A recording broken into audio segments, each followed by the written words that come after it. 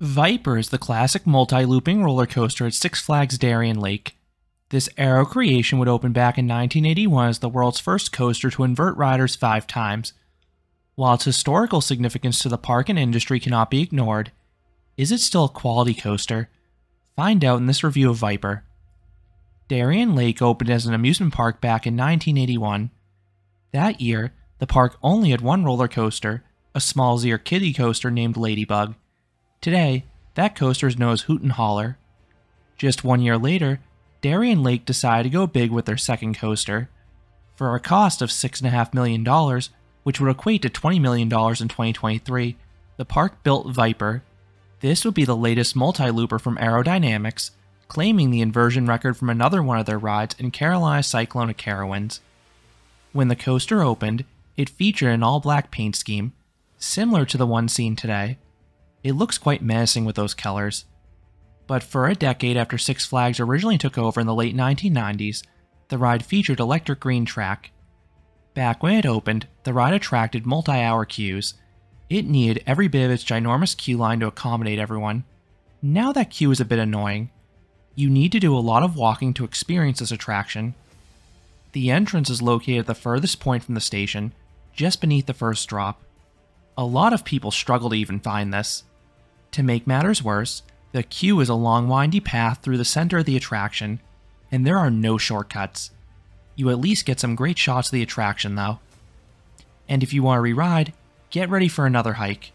The exit is pretty short because the station is near a midway, but this dumps you off nowhere near the main entrance. It spits you out on the easternmost edge of the park behind a kids area. You then need to walk around the entirety of Viper to get back to the entrance. Then you need to walk all the way back to the station. If this kids area is closed for staffing like I saw in my 2022 visit, there is a temporary exit path that is similarly inconvenient. You walk the length of the old Nightmare building, go past the ride's Batwing, and come out by the lake. Viper used to operate with multiple trains. You have 7 cars per train, and each car has 2 rows of 2, so each train could hold up to 28 riders. When it used to run with 3 trains on the course at once, it had a monstrous theoretical capacity of 2,100 riders per hour. But now the coaster has just 1 train in use. If you visit on a busy day, you may still have to wait a bit even if it's just a station wait because of this. The operators can check the trains quickly at least. The ride uses simple over-the-shoulder restraints and no secondary belts. These restraints can be problematic for smaller riders though. If your ears sit between the harness, you may be subjected to a lot of headbanging. Fortunately, my ears rest above this, so it's a more tolerable experience for me. As for which seat you'll want, I strongly recommend the back. It is the only seat with airtime, and I like the added whip on the first few inversions. Once dispatched, you turn out of the station and slowly, and I mean slowly, ascend the 121-foot or 37-meter tall lift hill. You will hear the beautiful clickety-clack of the Arrow anti-rollbacks the whole way up. Once at the top, you have a small dip and turn to the right. Then comes the main drop, a 75-foot or 23-meter tall plunge. It is considerably shorter than the lift hill, but it packs a wallop in the back. You get a strong and abrupt pop of ejector airtime. Just beware the landing. You are slammed back down in your seat quite hard afterwards. Then comes intense positive Gs. You then rip through a very forceful vertical loop.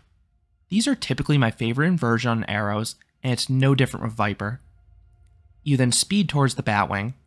It is a long and low section of track that partially banks left. While it looks innocent, it unfortunately has a good amount of jackhammering. Next comes the Batwing. I have a love-hate relationship with this element. On the bright side, you get some fantastic whip. The front is rapidly pushed into the first flip. Meanwhile, the back is yanked downwards. Then everyone experiences crushing positive Gs in the valley and the ascent into the second flip. On the downside, the half corkscrews in and out of the element are not smooth. Your head will be jerked sideways going in and out of the Batwing. This is especially bad for shorter riders.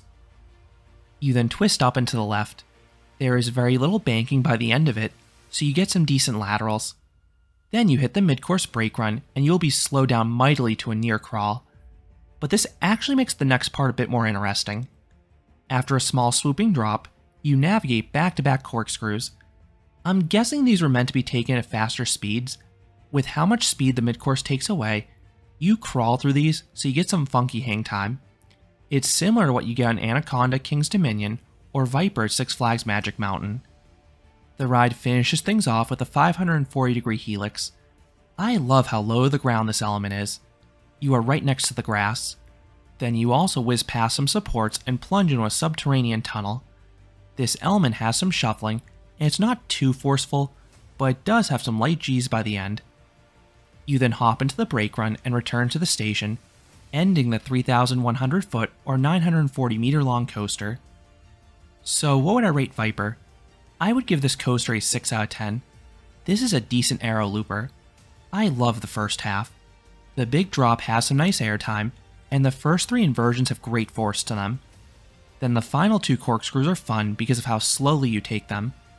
I just don't find it the most comfortable experience. You have some jackhammering and some suspect transitions, but it's at least tolerable for me at my height. While I'll take a lot of modern loopers over Viper, I can definitely acknowledge this ride's history, and I'm glad the park kept this ride going after 4 decades of operation. So those are my thoughts on Viper at Six Flags Darien Lake. What are your thoughts on this aero looper? Do you like it? Let me know down in the comments. If you enjoyed this review, I would appreciate it if you gave this video a like, and you considered subscribing, because there'll be a lot more roller coaster and amusement park videos here at Canopy Coaster. Thanks for watching.